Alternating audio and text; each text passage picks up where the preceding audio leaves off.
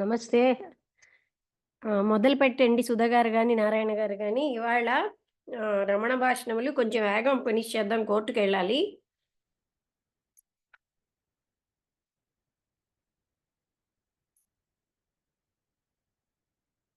ఇవాళ బుధవారమా? ఇవాళేమోని రమణ భాషణములు కాదు. ఇవాళ ఈరోజు కృష్ణమూర్తి గారిదేనమ్మా. యెస్. యెస్. Commentaries on లివింగే.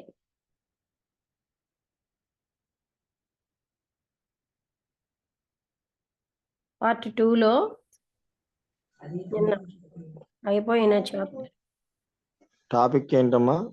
చెప్తున్నాను. ది యాక్టర్ నిన్నటి టాపిక్ తర్వాతది. ఏంటమ్మా? ది యాక్టర్, యాక్ట్ చేసేవాడు, actor. Okay.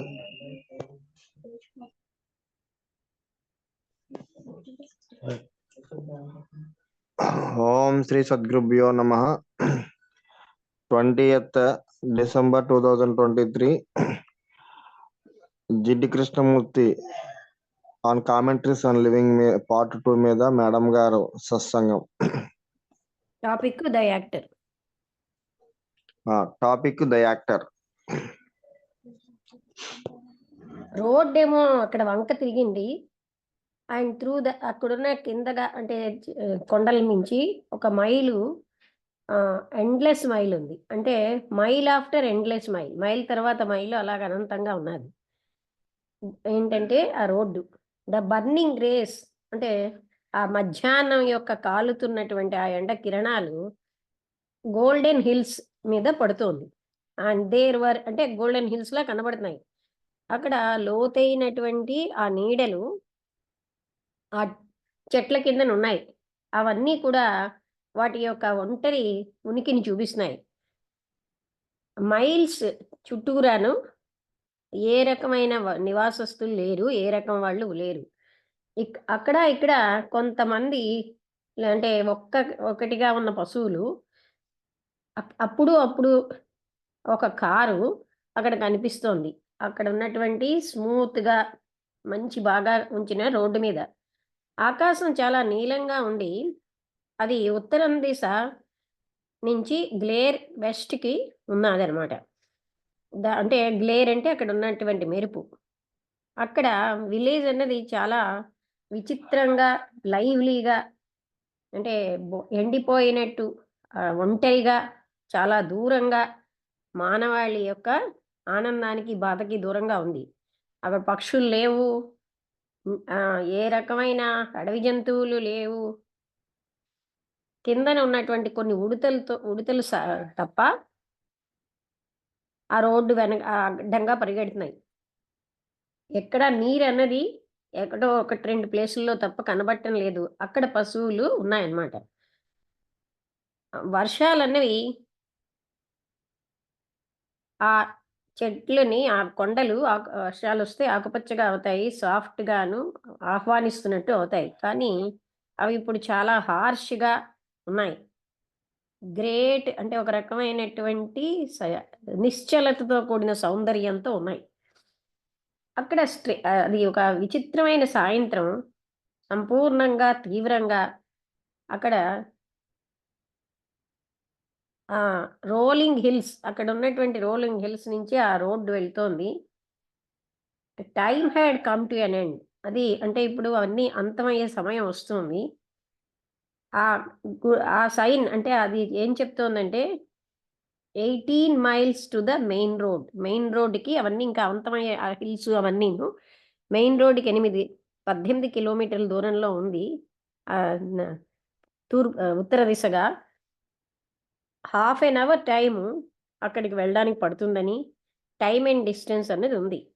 At that moment, ఆ క్షణంలో ఆ సైన్, ఆ రోడ్ సైడ్ మీద ఉన్నవి టైము, డిస్టెన్సు ఆగిపోయాయి. It was not a measurable moment. అది మనం కొలిచేటటువంటి విధంగా లేదు. అక్కడ నో బిగినింగ్, ఆది అంతము లేవు. ఆ నీలపు ఆకాశం rolling and the rolling golden hills. ఆ హిల్స్ అన్నమాట, గోల్డెన్ కలర్‌లో ఉన్న ఆ కొండలు ఉన్నాయి. చాలా విశాలంగా, నిరంతరాయంగా. కానీ అవి ఈ టైమ్‌లెస్‌నెస్‌కి ఒక భాగమే. కళ్ళు, మనస్సు చాలా వాచ్‌ఫుల్‌గా రోడ్డుని చూస్తోంది. ఆ డార్క్‌గా, ఒంటరిగా ఉన్న ఆ చెట్లు చాలా ఎక్కువ తీవ్రంగా అంటే దట్టంగా ఉన్నాయి. ఒకదాని నుంచి ఈచ్ సెపరేట్ బ్లేడ్ ఆఫ్ అంటే ఒక గడ్డి, ఎండుగడ్డి యొక్క ఆహ్, ఆ గడ్డి పరక ఆ హిల్స్ మీద stood out simple and clear. సింపుల్‌గా, క్లియర్‌గా ఉంది. The light of that late afternoon అంటే బాగా అయిపోయినటువంటి ఆ మధ్యాహ్నపు కాంతి అన్నది చాలా నిశ్చలంగా ఆ చెట్ల చుట్టూరా, ఆ కొండల మీద అండ్ ఓన్లీ అక్కడ కేవలంగా ఒక కార్ ఒక్కటే కదులుతోంది. ఇంకేది కదలట్లేదు. ఎంతో ఫాస్ట్‌గా వెళ్తోంది. అక్కడ సైలెన్సు ఈ పదాల మధ్యలో ఉన్నది అనంతమైనటువంటి నిశ్చలత్వంతో ఉంది. ఆ రోడ్డన్నది ఒక అంతం అయిపోతోంది. జాయినింగ్ ఇంకో రోడ్డుని కలిసి అండ్ దట్ టూ వుడ్ ఆహ్, అక్కడ అది కూడా ఎక్కడో దగ్గర ఆగిపోతుంది. ఆ నిశ్చలమైన డార్క్‌గా ఉన్న ఆ వృక్షాలు పడిపోతాయి. And there dust would be scattered and lost. అప్పుడు దాని యొక్క ఆ బూడిద అది కూడాను ఇటు అటును వెళ్ళిపోతుంది. టెండర్ గ్రీన్ గ్రాస్ అంటే చాలా సున్నితంగా ఉన్న ఆకుపచ్చటి గడ్డి కూడా మీదకొస్తోంది. ఆ వర్షాలతో అండ్ అది కూడా ఒకనాడు ఎండిపోతుంది. Life and death are inseparable. జీవితము, మరణము ఇవి ఒకదానితో ఒకటి కలిసే ఉంటాయి. ఇవి సెపరబుల్ కాదు. And in there separation lies everything ever lasting fear. ఆ రెండిటిని వేరు చేస్తే మనకి నిరంతరమైన భయం వస్తుంది. ఆ సెపరేషన్ అన్నదే మనకి సమయాన్ని కి ఆరంభం. Fear of an end gives birth to the pain of a beginning. అంటే ఏదైనా ఒకటి అయిపోతోందన్న భయం వల్ల ఆ బిగినింగ్ స్టార్ట్ అవ్వడం యొక్క భయం అన్నది, బాధ అన్నది వస్తుంది. ఈ చక్రంలో మనస్సు పట్టుబడిపోయింది. Spins out the web of time. Time యొక్క వెబ్‌నది అంటే గూటిని అది నిర్మిస్తోంది. ఆలోచన అన్నది ఒక పద్ధతి. దానికి ఫలితమే టైము. థాట్ అన్నది ఎప్పుడూ ప్రేమని కల్టివేట్ చెయ్యలేదు. ఆయన ఒక యాక్టర్ అన్నమాట. ఒక రె చాలా అంటే పేరు పొందినటువంటి హ్మ్. మంచి పేరుంది ఆయనకి. ఆయన అయినా చిన్నవాడే. Enough to enquire and suffer. అన్నీ తెలుసుకొని బాధపడేంత ఇంకా బాగా ఉంది ఆయనకి time. Why does one act? అసలు వ్యక్తి ఎందుకని యాక్ట్ చేస్తాడు ఆయన అడిగాడు. కొంతమందికి స్టేజ్ అన్నది కేవలంగా హ్మ్. Is means of livelihood. Stage వల్లే వాళ్ళ జీవితానికి కావాల్సింది సంపాదిస్తారు. మిగతా వాళ్ళకి వాళ్ళ యొక్క గొప్పతనము అవి చెప్పుకోవడానికి పనికొస్తున్నాయి. అండ్ టు స్టిల్ అదర్స్ ఇంకా ఇతరులకి రకరకాలైన రోల్స్ ఒక గ్రేట్ స్టిమ్యులేషన్ వాళ్ళకెంతో ప్రేరణ ఇస్తాయి. ఎన్నో పాత్రలవిను వాళ్ళు యాక్ట్ చేయడంలో. ఆ స్టేజ్ కూడా వాళ్ళకి అద్భుతమైనటువంటి ఎస్కేప్ ఇస్తోంది. అంటే ఏంటి తప్పించుకుంటున్నారు ఆళ్ళ జీవితం యొక్క సత్యాల నుంచి.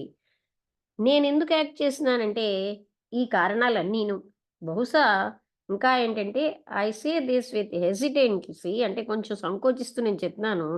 I hope to do some good through the stage. Stage ద్వారా నేను మంచి కూడా చేయదలుచుకున్నాను. అయితే మీ యాక్టింగ్ అన్నది సెల్ఫ్‌కి బలాన్ని ఇవ్వట్లేదా ఇగోకి? Who pose we put on masks. We pose మనమే పోజ్ చేస్తాం. మాస్కులు ముసుగులేసుకుంటాం. గ్రాడ్యుయల్లీ ఈ పోజ్ అన్నది ద మాస్క్ అదేంటంటే డైలీ హ్యాబిట్ అయిపోతుంది. ఎప్పుడూ ఆ ముసుగేసుకోవడమే అలవాటయిపోతుంది. ఎన్నో రకాలైనటువంటి వ్యతిరేకమైన సెల్వ్స్‌ని కవర్ చేసేస్తూను. అలాగే మన యొక్క లోభాన్ని, ద్వేషాన్ని మొదలైన వాటినన్నిటిని కవర్ చేసేస్తూ ముసుగులేసుకుంటాం. ఆదర్శం అన్నది ఒక pose.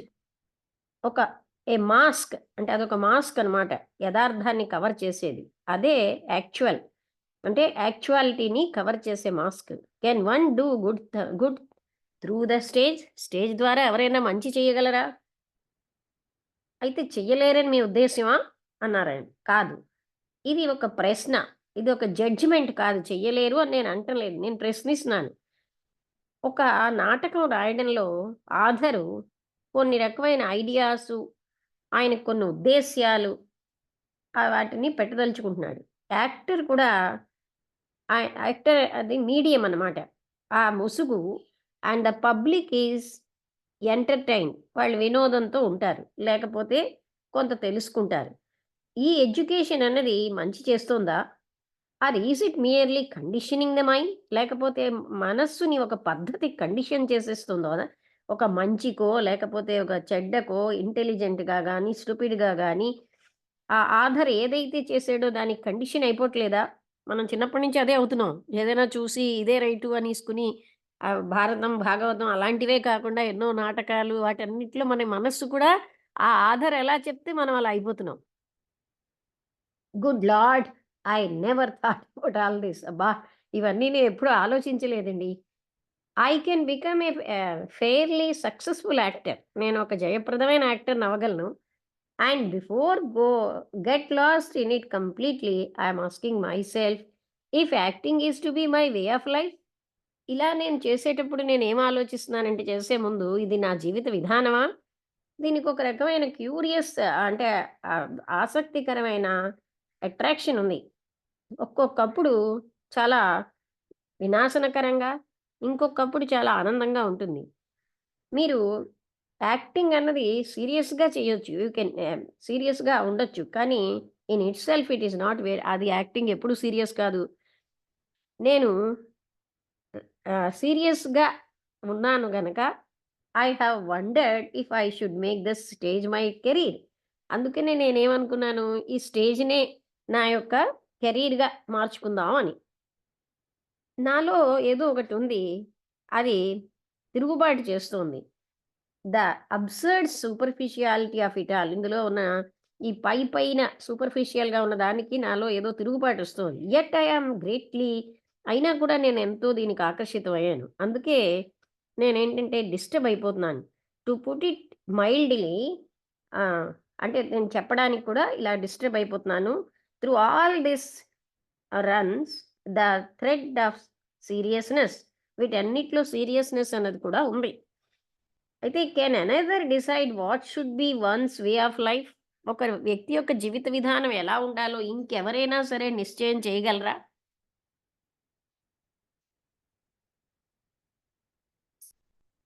No. But in talking the matter over with another, ఈ విషయాలు ఇంకోళ్ళతో మాట్లాడడం వల్ల కొన్ని విషయాలు క్లియర్ అవుతాయని నా ఉద్దేశ్యం. అలా ఎవరైనా మీకు పాయింట్ ఔట్ చేశారను అనుకోండి, ఏ యాక్టివిటీ అయినా మీరెక్కువగా సెల్ఫ్ ఎంఫసిస్ టు ద సెల్ఫ్‌కి ఒత్తిడిస్తోంది. ఇగోని అంటే అది పెంచుతోంది, బలం ఇస్తోంది. అది వినాశనకరమే. ఏ యాక్టివిటీ అయితే సెల్ఫ్‌కి బలాన్ని, ఇగోకి బలాన్ని ఇస్తోందో అది వినాశకరం. అది దుఃఖమే. ఇదే ప్రిన్సిపల్ ఇష్యూ. ముఖ్యమైన విషయం ఇదే. మీరేం చెప్పారంటే ముందుగా మీరు ఏదో మంచి చేయాలనుకుంటున్నారు. కానీ తప్పనిసరిగా మంచన్నది సంభవం కాదు. తెలుసో, తెలియకో సెల్ఫ్ అన్నది ఎప్పుడూ కూడా పోషించబడుతోంది. అది బలపడుతోంది.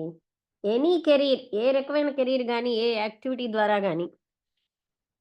అయితే అన్ని పనులు ఈ సెల్ఫ్ సర్వైవల్ అన్నదే అంటారా? On the survival of the self is not all action.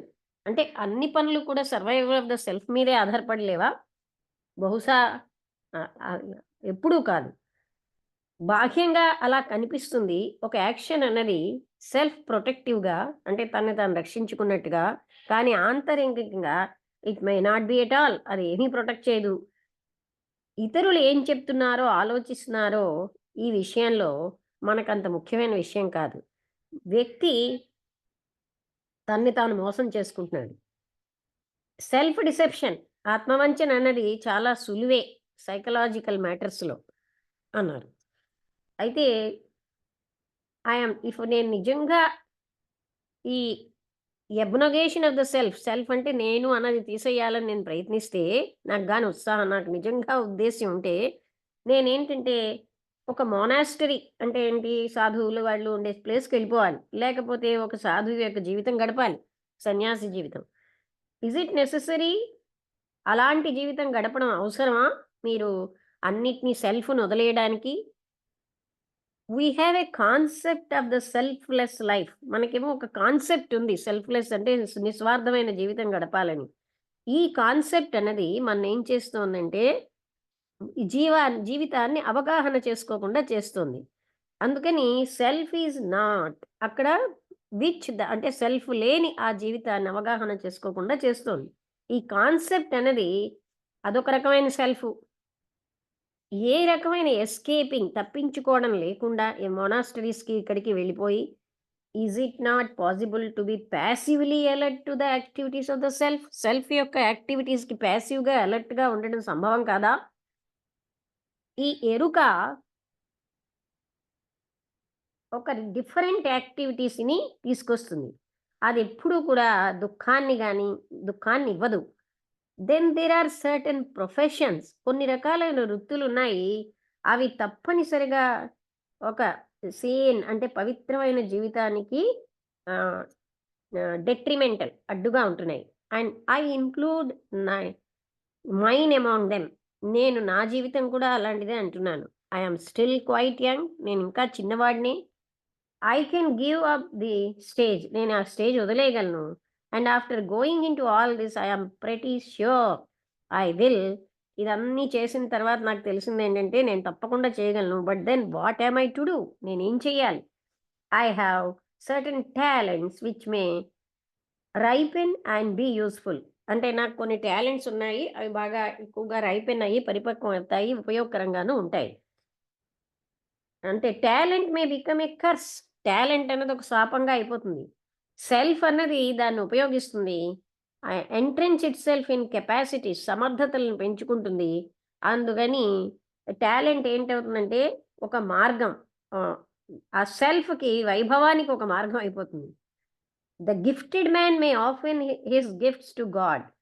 అంటే ఎక్కువ అంటే ఇలాంటివన్నీ ఉన్న వ్యక్తి ఎప్పుడూ కూడా తన గిఫ్ట్స్‌ని భగవంతుడికి ఇచ్చేస్తాడు. Knowing the danger of them, వాటి యొక్క అపాయం ఏమిటో తెలిసి.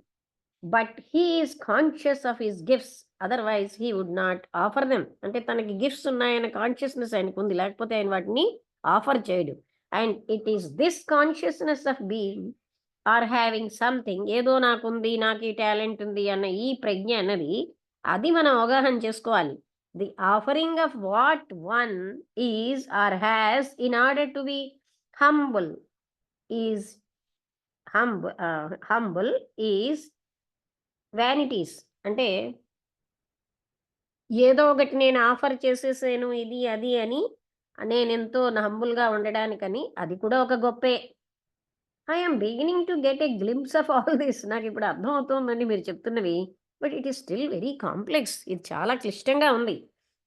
బహుశా but what is important is choiceless awareness of the obvious.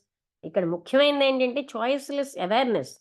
Subtle activities of the self. ఆ సెల్ఫ్ యొక్క సూక్ష్మతరమైన పనులు అది ఎన్ని చేస్తుందో స్వార్థాన్ని దాన్ని బలపరుచుకోవడానికి అటువంటి సూక్ష్మతరమైన పనులన్నిటిని అవేర్‌నెస్‌తో చూడాలి. అది ముఖ్యం అని చెప్పారు. ఇక్కడితో ఈ చాప్టర్ అయిపోయిందండి. అంటే అర్థమైందా ఇక్కడ? మనం చూసారా హంబుల్‌గా ఉండడానికి భగవంతుడికి ఆఫర్ చేసామంటాం. ఆఫర్ చేసామంటే అది మనది అనుకోవడం వల్లే కదా ఆఫర్ చేస్తున్నాం. అంటే అలా అందులో కూడా ఒక రకమైన అంటే వ్యానిటీ ఉంది. అంటే షో వర్క్ ఉంది. అర్థమైందా పాయింటు?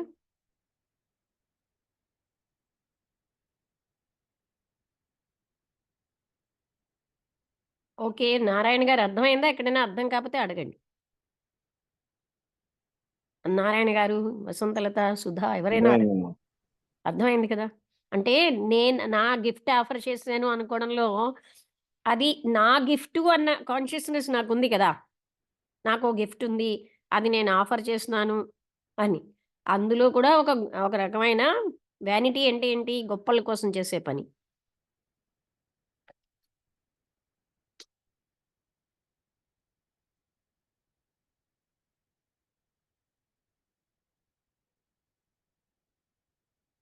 చెబుతారా? ఎవరైనా? నారాయణ గారు చెప్పండి లేతే. నమస్తే అమ్మ. నమస్కారం.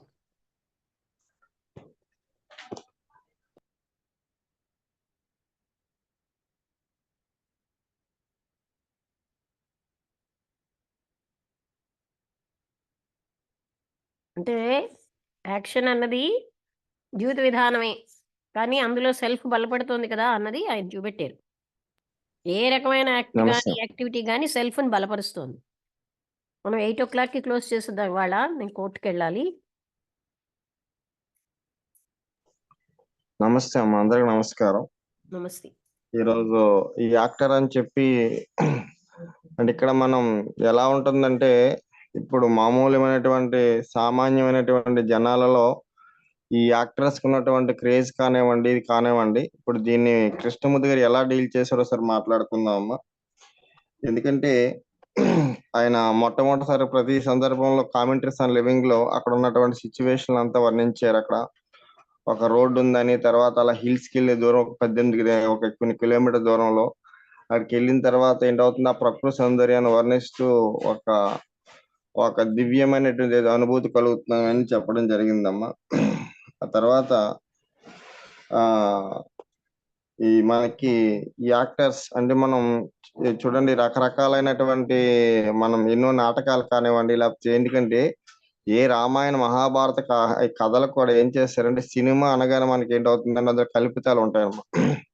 అంటే ఏది ఆ, ఉన్నది ఉన్నట్టుగా కాకుండా అందులో సినిమా అంటూ కల్పితమే.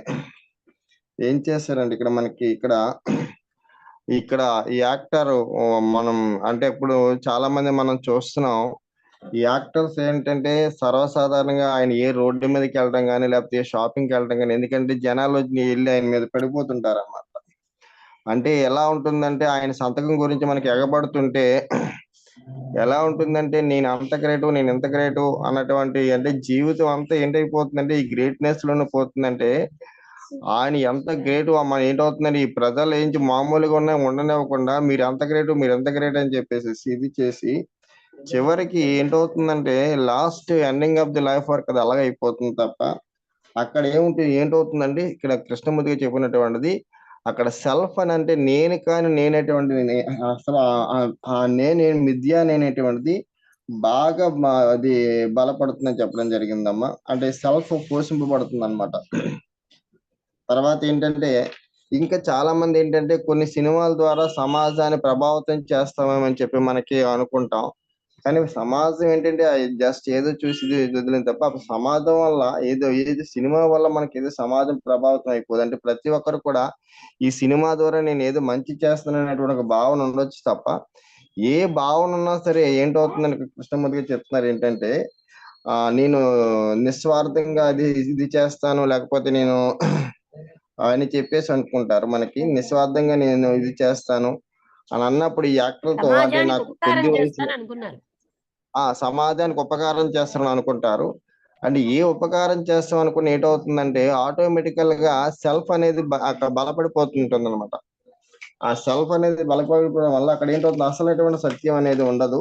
అయితే ఈ చిన్న వయసులోనే ఈయన కృష్ణమూర్తి గారిని కలవటం, అయితే ఇలా సెల్ఫ్ లేకుండా ఉంటే ఏంటైపోతుందంటే సెల్ఫ్ లేని జీవితం అనుకుంటే నేనేంటి లేకపోతే నేనేదో సన్యాసిగా ఉండాలా, లేకపోతే ఎక్కడికైనా వెళ్ళిపోవాలా. అంటే మనం చాలా మంది ఏమనుకుంటున్నామంటే అంటే ఒక భాగవత సత్య లేదు వేదాంత జ్ఞానం ఉంటే మనం ఎక్కడికి అడవులకు ఎందుకంటే అడవులకు వెళ్ళిపోయినా సన్యాసం తీసుకున్నా మనకు రమణ మహర్షి చెప్పినప్పుడు మనకు ఉన్నటువంటి ఆలోచనలు ఎక్కడికి పోవండి. కృష్ణమూర్తి గారు చెప్తున్నట్టు ఏంటంటే ఇక్కడ మనకి చాలా ప్యాసివ్ గా అంటే ఏంటి సెల్ఫ్ అనేటువంటి జీవితం జీవించాలని. తర్వాత ఇంకోటి ఏంటంటే ఇక్కడ మనకి ఎరుకతో అంటే ఏ పని చేసినా ఒక అవగాహనతో చేయమని మనకి ఇక్కడ చెప్పడం జరుగుతుంది అనమాట.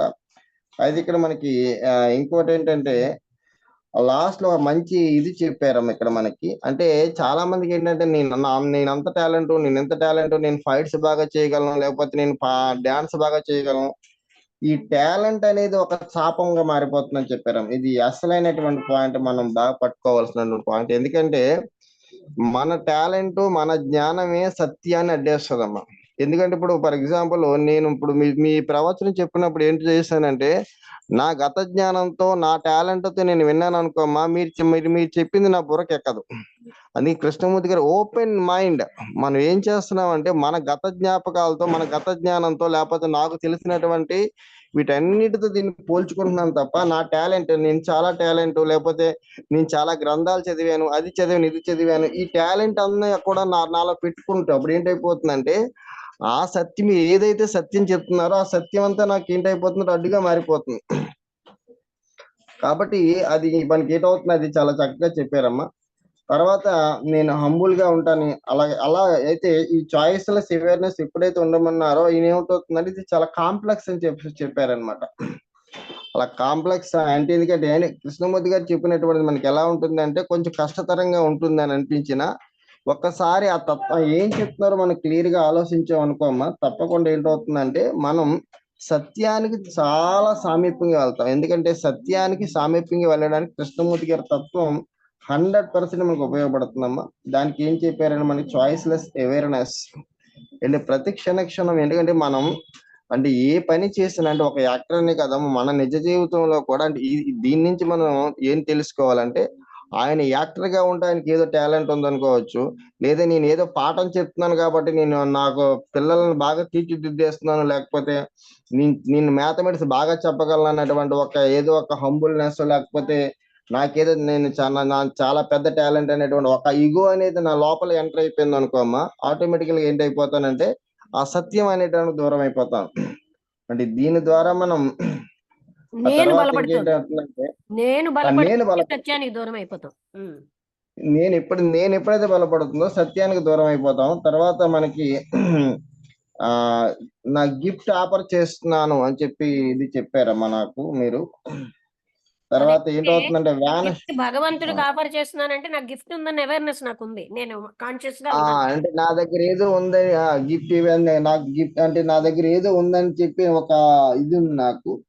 సో ఇదంతా ఏంటంటే ఆ తర్వాత వ్యానిష్ షో వర్క్. ఎందుకంటే ఏం చేస్తామంటే మనం ప్రతి దగ్గర ఏం చేస్తామంటే ఉన్నది ఉన్నట్టుగా కాకుండా మనం ప్రతిదా పక్కకి వెళ్ళిపోయి ఏదో షో వర్క్ చేస్తుంటాం. అదేంటవుతుందంటే ఉన్నదాన్ని యథార్థంగా గ్రహించకుండా ఈ షో వర్క్ చేయడం వల్ల ఏంటైపోతుందంటే అసలు అటువంటి సత్యం పక్కకి వెళ్ళిపోతుంది. మనం అక్కడ ఏంటవుతున్నాం అంటే దానివల్ల సెల్ఫ్ వల్ల బలపడుతుంది. దానివల్ల మనకి ఇది అంటే జీవితం అనేది ఏదో గడిచిపోతుందో తప్ప అక్కడ మనకేమి ఆ జీవితానికి అర్థం పరమార్థం ఉండదమ్మా. అంటే ఇలాంటి యాక్టర్ అనే హెడ్డింగ్ పెట్టి కూడా చక్కగా అంటే మొత్తం కృష్ణమూర్తి గారు చేసినటువంటిది ఏంటమ్మంటే ప్రతి ఒక్కరు కూడా అంటే నేను ఏదో జీవితం వెళ్ళిపోతున్నా తప్ప అసలు యథార్థత ఏంటి, అసలు సత్యం ఏంటి, జీవితం ఎలా ఉండాలి, ఎలా ఉండకూడదు, అంటే మామూలు నిజ జీవితంలో కూడా మనం అన్ని ఆచరిస్తూ అన్ని చేస్తూ కూడా మనం సరైనటువంటి అవగాహన ఎప్పుడైతే ఉన్నప్పుడు ఒక సరైనటువంటి జీవన విధానం ఏర్పడుతుందని చెప్పడం జరుగుతున్నాం ఇలాంటి కామెంటరీస్ అండ్ లివింగ్ ద్వారా. కాబట్టి ఇలాంటి దగ్గర కూడా మనం ఏంటంటే ఇలాంటి సందర్భాల్లో కూడా అక్కడ ఆయన యాక్టర్ లేకపోతే నేను ఏదో టీచరు ఇంకెవరు ఏదేమైనా కానివ్వండి, ఆ నేను అనేటువంటి దాన్ని సెల్ఫ్ బలపడకుండా ఉండటం అనేది ఎప్పుడు ఉంటుందో చెప్తున్నారు మనకి చాయిస్లెస్ అవేర్నెస్.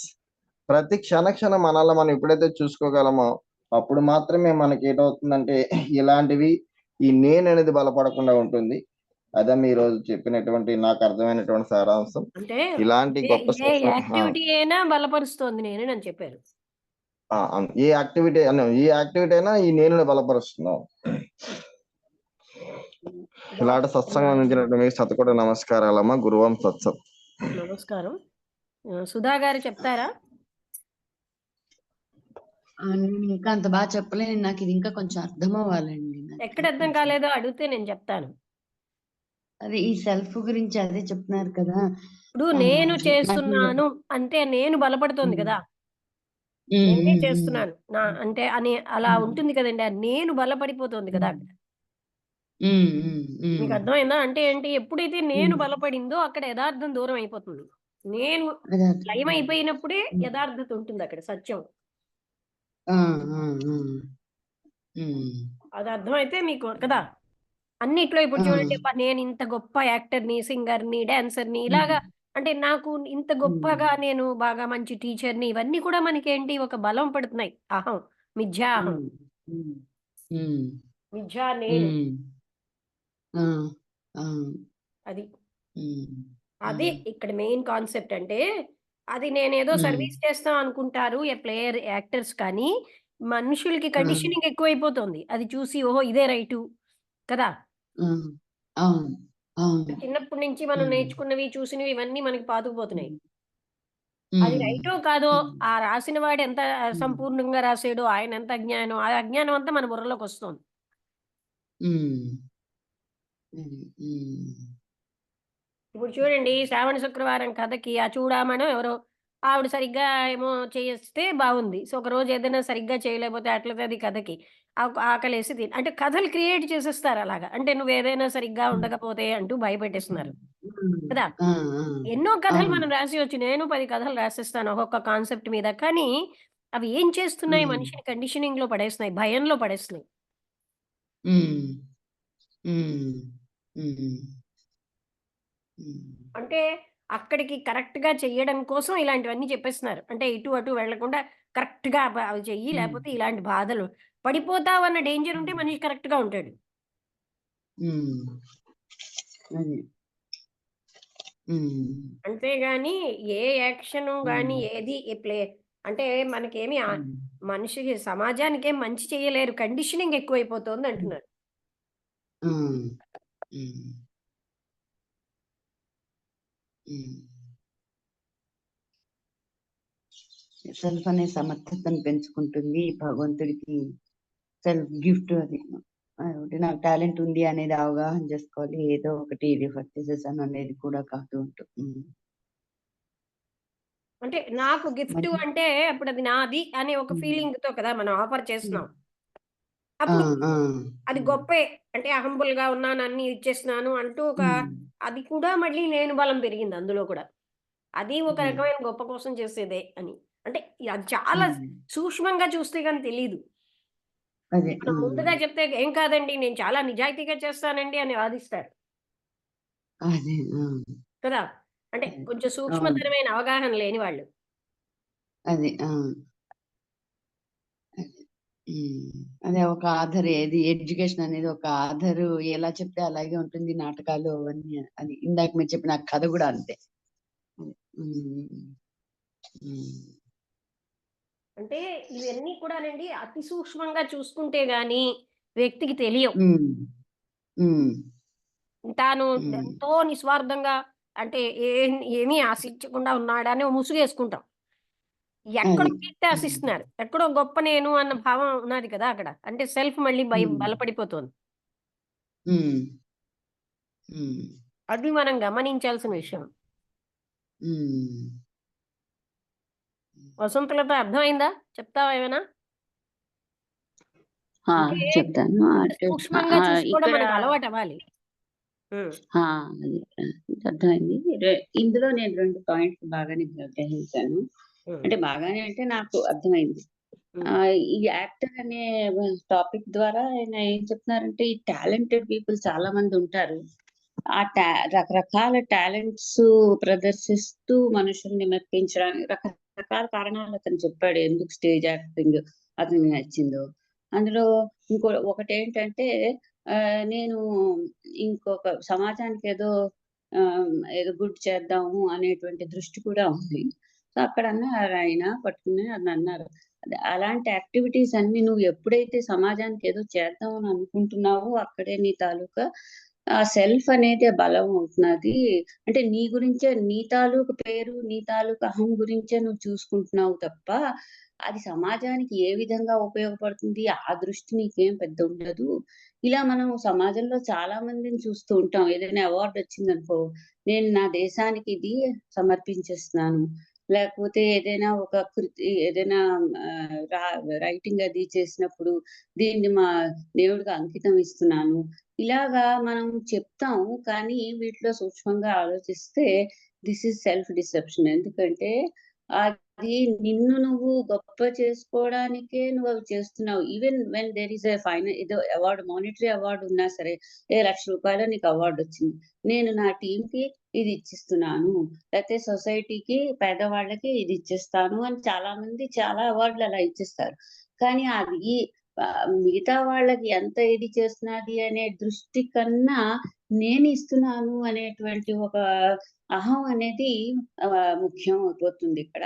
దానికోసం మనం చేస్తాం. అది ఇలాంటివి సైకలాజికల్ మ్యాటర్స్ జాగ్రత్తగా అబ్జర్వ్ చేస్తే ఈ విషయంలో డెఫినెట్ గా ఏంటంటే నీకు అర్థమవుతుంది. నిన్ను నువ్వు గొప్పగా ప్రదర్శించుకోవడానికి నువ్వు అవన్నీ ఇస్తున్నావు, కానీ అవతల వాళ్ళకి నువ్వు సెల్ఫ్లెస్ భావంతో, అంటే కర్తృత్వం లేకుండా నిస్వార్థంగా అర్పించి వాళ్ళ మంచి కోసం నువ్వు ప్రయత్నం చేయడం అనేది అది చాలా ఎక్కడో ఉంటుందేమో కానీ తక్కువ. అది చెప్పారు. రెండోది సో ఈ విధంగా నువ్వు చేసేవన్నీ సెల్ఫ్ ని బలపరిచేది. అక్కడ అన్నారు, అలా అయితే నేను అయితే సెల్ఫ్ అబ్నిగేషన్ అంటే సెల్ఫ్ లేకుండా బతకడం అనేది చెయ్యాలి అనుకుంటే ఏ హెర్మిటేజ్ లోనో ఎక్కడికో మొనాస్ట్రీలోనో వెళ్ళిపోవాలి కదా అని అంటే, అప్పుడు ఆయన అన్నారు, ఇది రెండో పాయింట్, నిన్ను నువ్వు అర్థం చేసుకోవడానికి, ఒక సెల్ఫ్లెస్ గా బతకడానికి నువ్వేమీ మొనాస్ట్రీకి వెళ్ళిపోక్కర్లేదు. నిత్య జీవితంలోనే ఉంటూ నిన్ను నువ్వు అండర్స్టాండ్ చేసుకుంటూ నీ బిహేవియర్ ని, నీ యాక్షన్స్ ని నువ్వు అర్థం చేసుకుంటూ ఉంటే నిమిషానికి నీలో నీకు తెలుస్తుంది నిన్ను నువ్వు ఎక్కువ చూసుకుంటున్నావో లేకపోతే అవతల విషయాన్ని ఎక్కువ అంటే ఇంపార్టెన్స్ ఇస్తున్నావో అది తెలిసిపోతుంది.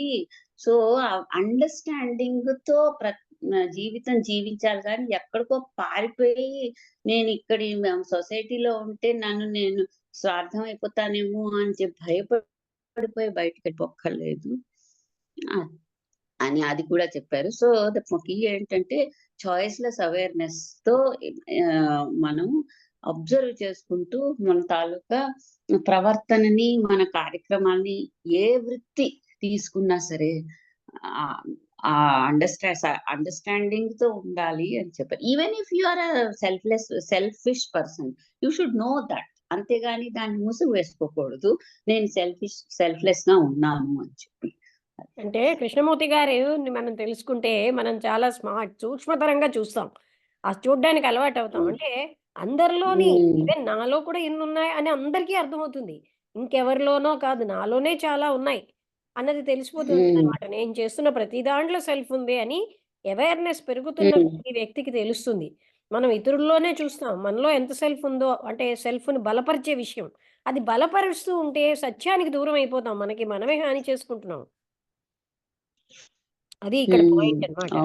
నేను అంటే నేను గొప్ప అనుకుంటూ ఉంటే, నేను ఎప్పుడైతే గొప్ప అయిందో అది అడ్డైపోయింది, భగవతత్వం అక్కడ రాకుండా, ఆ సత్యాన్ని తెలియకుండా అది అడ్డైపోతుంది. ఆ నేను నథింగ్ అని ఎప్పుడైతే వచ్చిందో, సోక్రటీస్